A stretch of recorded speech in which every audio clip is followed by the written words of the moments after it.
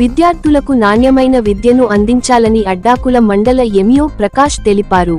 ఈ సందర్భంగా శుక్రవారం తపస్ టీఎస్యూటీఎఫ్ నూతన క్యాలెండర్లను ఆయన మండల వనరుల కేంద్రం దగ్గర ఆవిష్కరించారు.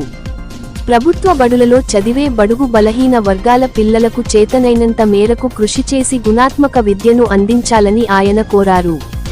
ఈ కార్యక్రమంలో టీఎస్యూటీఎఫ్ మండల అధ్యక్షులు నాగమద్దిలేటి, ప్రధాన కార్యదర్శి చిన్నయ్య, జిల్లా కార్యదర్శి సుదర్శన్, జిల్లా ప్రధాన కార్యదర్శి ఎన్.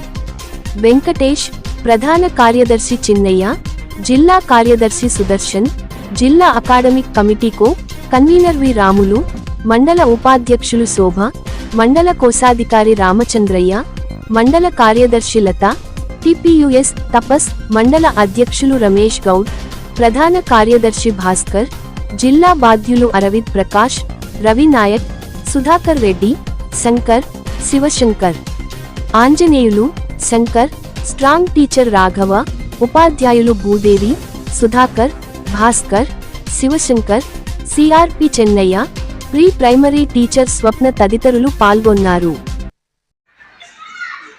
జిల్లా అధ్యక్షులు మరియు మండల అధ్యక్ష కార్యదర్శులు అందరూ సభ్యులందరూ కూడా టీచర్లందరికీ కూడా నూతన సంవత్సర శుభాకాంక్షలు. నూతన సంవత్సరం ఏదైతే మనకు వచ్చిందో అదేవిధంగా నూతనోత్సాహంతో ఈ సంవత్సరం అంతా కూడా మనం విద్యార్థుల భవిష్యత్తును తీర్చిదిద్దాలని, విద్యార్థుల భవిష్యత్తు కోసం కృషి చేయాలని, ఈ జిల్లాను విద్యలో ముందడుగులో ఉంచాలని